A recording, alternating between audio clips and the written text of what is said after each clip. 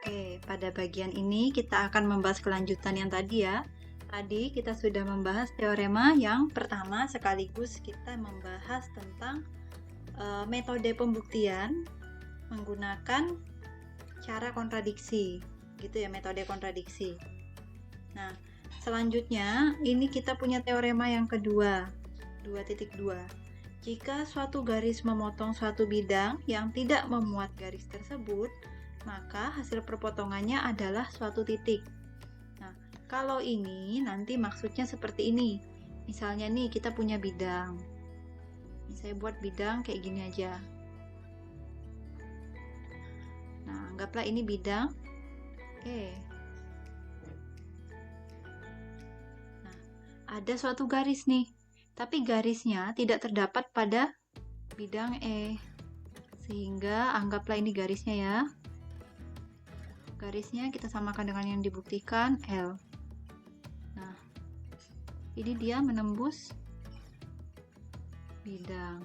Nah, hasil perpotongannya ini adalah suatu titik, tepat pada satu titik. Ini yang mau kita buktikan. Begitu ya. Nah, untuk proses pembuktiannya sendiri, ini kurang lebih mirip sama seperti yang teorema 2.1. Yang diketahui itu ada bidang E dan garis L, di mana L ini tidak berada pada E atau bukan merupakan anggota dari E gitu. Nah, akan dibuktikan L itu memotong E pada tepat satu titik. Sama seperti di teorema 2.1 tadi, kita misalkan garis L itu memotong bidang E pada dua titik, yaitu A dan B. Nah, kalau gini nanti artinya apa? Artinya titiknya ini jadi anggota garis iya juga, jadi anggota bidang iya juga. Sehingga kedua titik itu A dan B ini sama-sama anggota dari garis sekaligus anggota dari bidang. Ini akibat dari poin 1. Ini juga sama, akibat dari poin 1. Nah, selanjutnya akibat ini A itu kan anggota dari L, kemudian B ini kan juga anggota dari L ya. Nah, kalau yang keenam artinya L ini anggota dari E, karena A dan B ini anggota dari L tapi juga berada di E, gitu ya.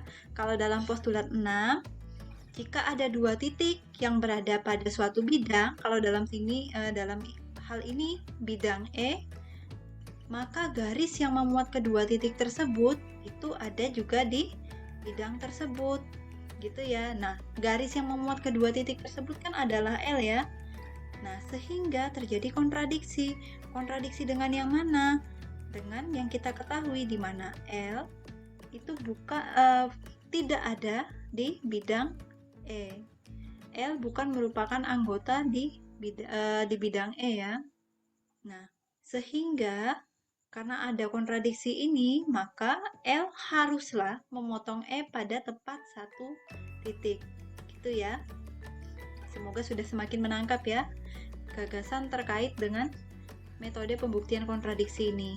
Selanjutnya kita masuk pada teorema 2.3. Diketahui suatu garis dan suatu titik yang tidak berada pada garis tersebut. Maka ada tepat satu bidang yang memuat garis dan titik tersebut. Nah, kalau di sini saya sudah buatkan gambarnya. Jadi di sini misalnya kita punya garis L nih. Garis L kemudian titik A.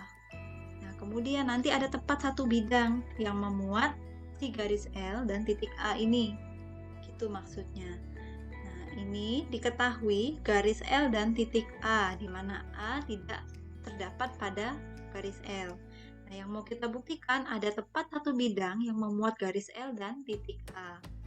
Nah, untuk pembuktiannya kita ambil dua titik pada garis L, yaitu P dan Q. Ini sudah saya buatkan. Begitu. Nah, kemudian kita perhatikan. Kita tinggalkan dulu titik garisnya, garis L-nya kita perhatikan titiknya. Ada A, P, dan Q. Nah, A, P, dan Q ini merupakan titik-titik yang non-kolinear ya. Karena dia non-kolinear, maka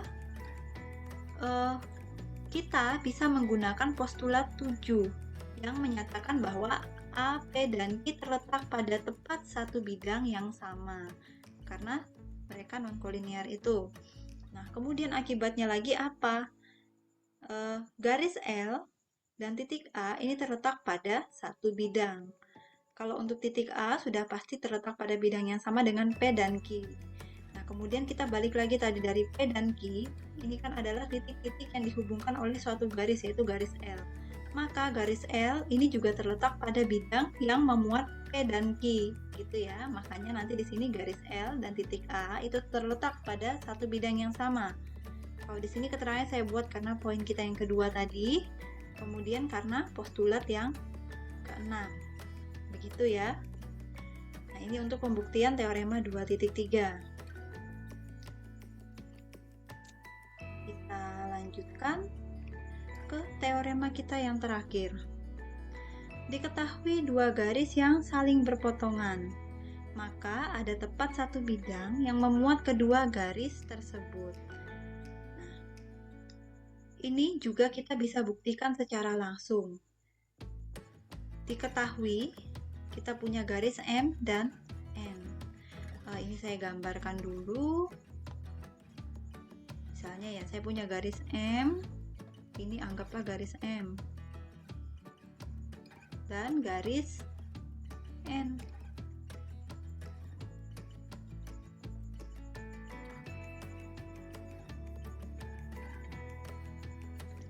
Nah, begini. Kemudian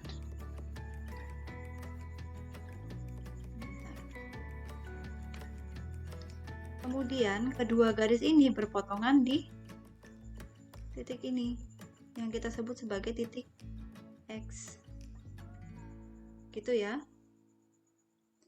Nah, kemudian akan dibuktikan ada tepat satu bidang yang memuat garis M dan N.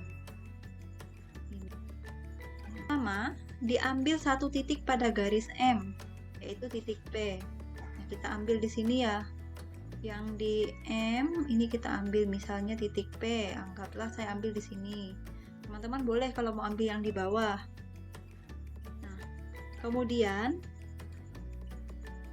di poin yang kedua kita ambil juga pada garis N satu titik, yaitu titik Q. Saya ambil yang di sini. Ini ya.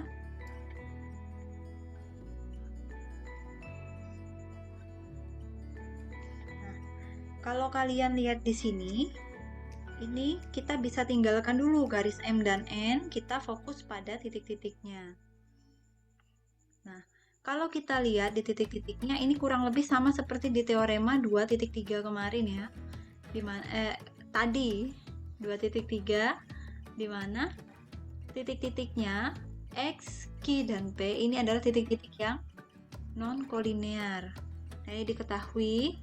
Kemudian karena juga kita didukung dengan bukti 4 dan 5, di mana P ini anggota dari M, kemudian Q anggota daripada N. Kemudian sama seperti tadi ada tepat satu bidang yang memuat X, P, dan Q. Ini dijamin oleh postulat 7. Maka ada tepat satu bidang yang memuat M dan N. Ini karena apa? Karena peran si titik X ini. Jadi ada tepat satu garis yang menghubungkan si X dan P, yaitu garis M, dan ada tepat satu titik yang menghubungkan garis titik X dan Q, yaitu garis N. Gitu ya. Nah, ini dijamin pada postulat 6, poin 1, poin 2, poin 3, dan poin 7. Ya, seperti itu ya teman-teman. Jadi nanti silahkan dipahami kembali. Kemudian jangan dilupakan postulat-postulat kita yang kemarin-kemarin, karena nanti di bagian-bagian berikutnya ini akan selalu kita gunakan postulat, teorema, kemudian definisi dari materi yang kemarin. Teorema terutama yang sudah kita buktikan ini akan kita gunakan kembali, biasanya seperti itu. Oke, Saya rasa untuk pembahasan kita hari ini cukup sampai di situ. Semoga bisa membantu kalian dalam memahami materi yang ada pada slide. Begitu ya, terima kasih.